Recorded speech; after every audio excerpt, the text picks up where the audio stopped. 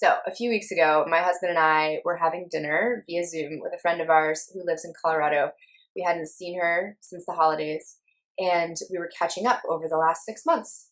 Very eventful 6 months. And we were asking each other, how are you? How have you been? And both of us gave some form of the answer, well, I'm fine. It's fine. Everything's fine. You may have seen this phrase on a t-shirt ad somewhere on your social media feed. I know I have. For me, this phrase has come to embody the perpetual mehness of what we're all going through. And I want to use it today to kind of explore some of what I've been going through, and what I imagine maybe some of you have been going through. And kind of try to get at some of the answers to the question of how do we adjust to the new normal when the new normal is constantly changing and ever unpredictable. And so I'm going to start with talking about how I'm fine. I am fine. For those of you who know me and have been wondering, I'm fine. Our new house is great. I have a job for now. It works well. I am healthy. I'm really enjoying my big yard, and I haven't been sick, and I'm fine. I'm also really not fine. At various points throughout the pandemic, I have encountered times where it felt like I just couldn't go any further, and then I was able to. But particularly in the last month, I have found that my coping skills that at one point were able to get me through bursts of discomfort or tragedy or stress, that those coping skills didn't seem to be doing the same thing that they did before. I seem to have reached the end of my ability to deal with just about anything. It used to be I had a little bit of give before I reached the end of my rope, and now it seems like the rope is just gone. And I was struggling to figure out how to address this, because usually I just go to my go-to coping skills. And again, as I mentioned, none of those are working, not to mention focus has been really difficult, which you might notice over the course of this sermon, which is more like a vlog, but guess what? We're trying new things. I read an article recently about surge capacity, and it was one of those light bulb moments, and I said, oh, she's describing what I'm going through. So surge capacity is something that the psychologist and professor Ann Maston at University of Minnesota has talked about. And she defines surge capacity as a collection of adaptive systems, both mental and physical, that humans draw on for short-term survival in acutely stressful situations, like natural disasters.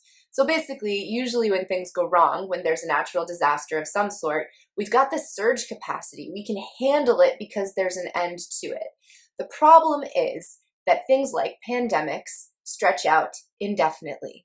And so reading this, the author of the article said, I know depression, but it wasn't quite that.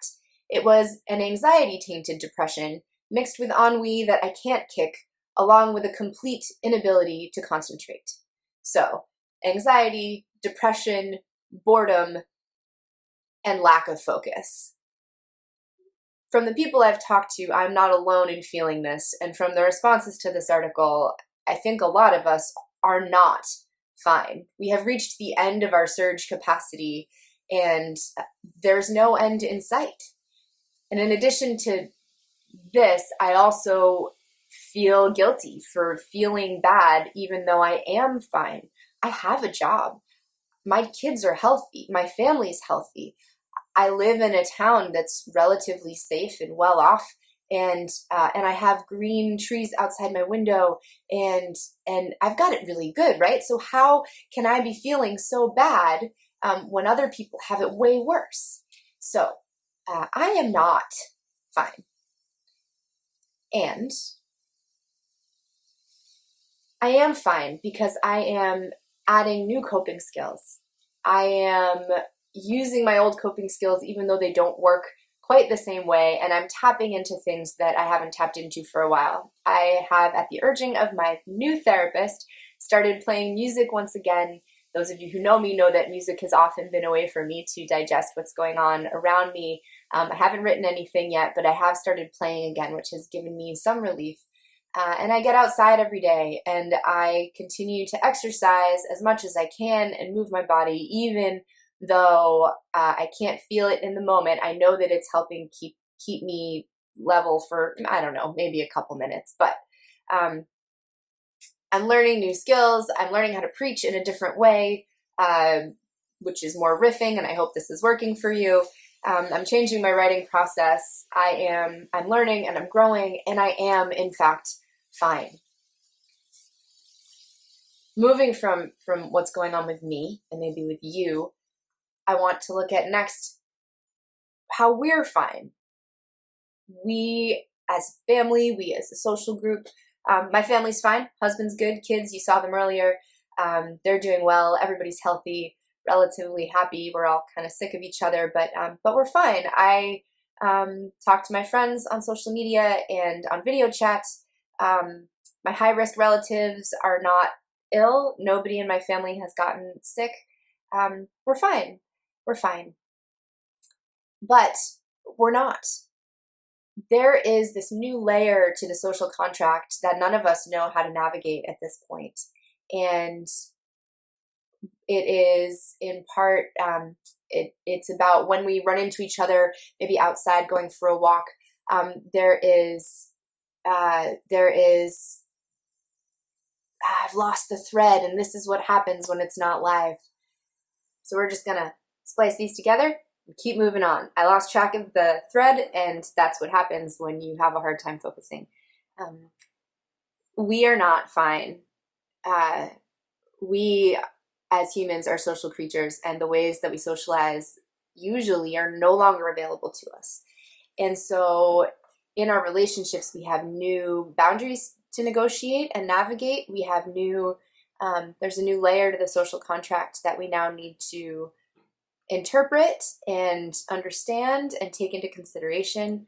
If you're going to spend time with somebody on a socially distanced walk, what's their comfort level with space in between, or wearing a mask? How do you ask politely if it's okay for you to come close? And it's awkward and it's weird. And all of these little strange changes put pressure on relationships that are already under pressure from not being able to feed them and nourish them the way that we usually do.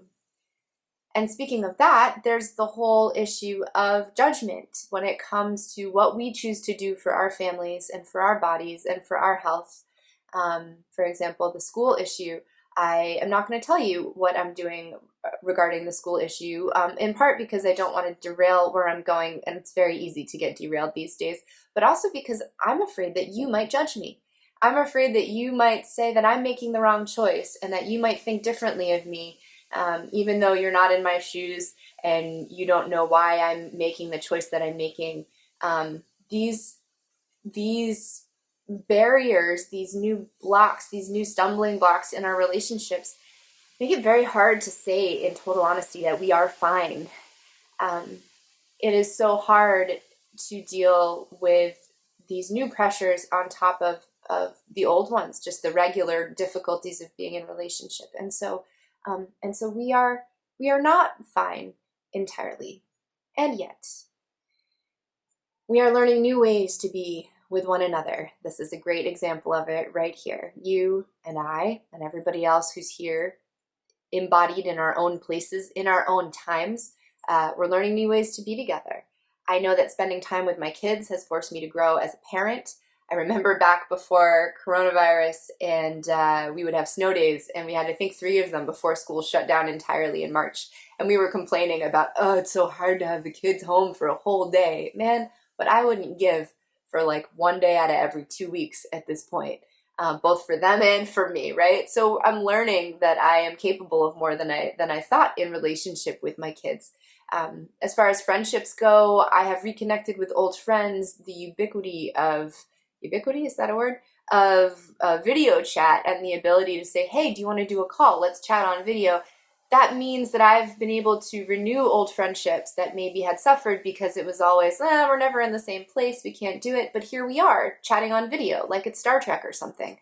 I have been having weekly calls with my family. We never used to talk this much before, and we could have used this technology. It was around, but it took the fear and the anxiety and the inability to be together in person to somehow spur us into getting together more often via video. And so, yes, there are challenges to relationships and there are challenges to socializing, but we are fine.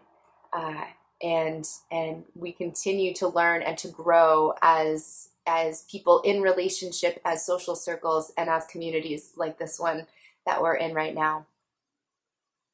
And then, of course, everything's fine. Everything's fine, right? Yes, we're in the midst of a global pandemic. Yes, we are entering in the middle of a deep recession. Yes, things are difficult, but humans have gotten through pandemics before, right? There's a vaccine on the way. In a couple of years, everything's going to be all shaken down and everything's fine. Everything's fine. But everything is not fine. This pandemic has shed a light on the deep cracks that are present in the foundation of our society, on the deep inequalities that those of us who are concerned with the pursuit of social justice have been calling out for years. All of a sudden, the suffering of wide swaths of the population, the wider, larger we, is suddenly being brought to light, and the pain and the anguish from that is living on our screens, our small ones and our big ones. We're getting it in our news feeds. It's outside our very doors, depending on where we live. The pain and the hatred and the anguish, again, is finally being exposed.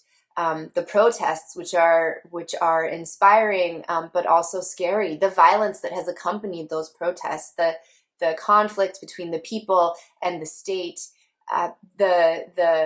The scariness of buildings on fire and murders and death and unnecessary suffering. The world is not okay. Those who are suffering because they don't have access to medical care, the K-shaped recovery where the stock market is booming and yet Main Street is withering. There are so many things that are not okay about the world that we live in.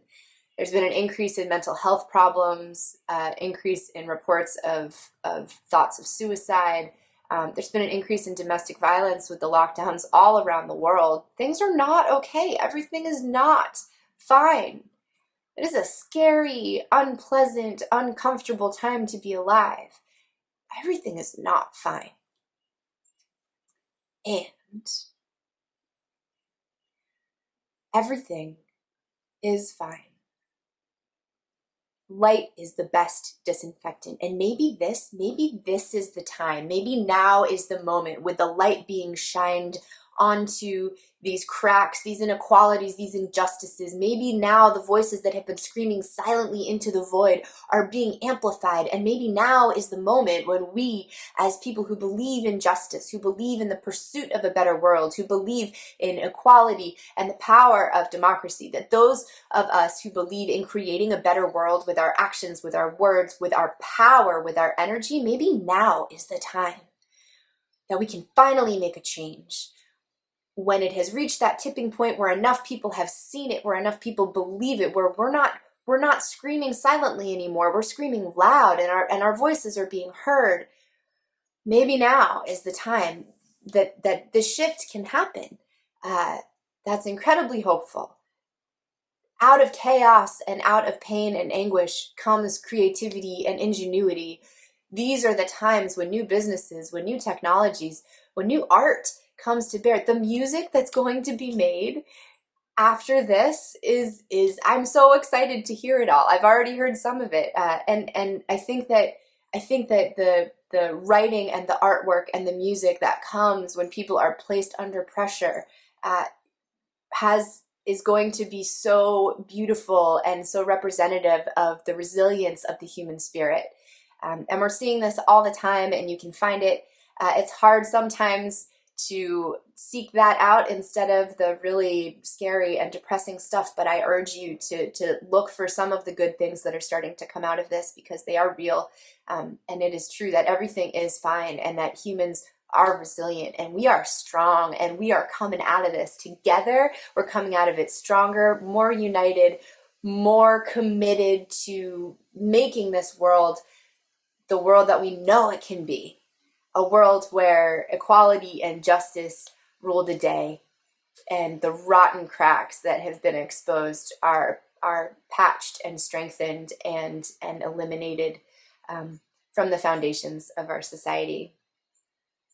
So this was an experiment. Thank you for making it through. A lot more of a random reflection than a written sermon, but hey, it's 2020. It's time to try new things. I'm fine.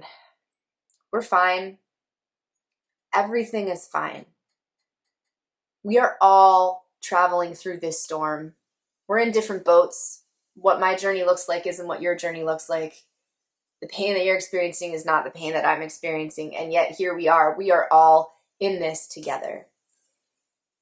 I hope for you that this has been of some use. And I encourage you to reach out to me on social media or anywhere like that you'd like.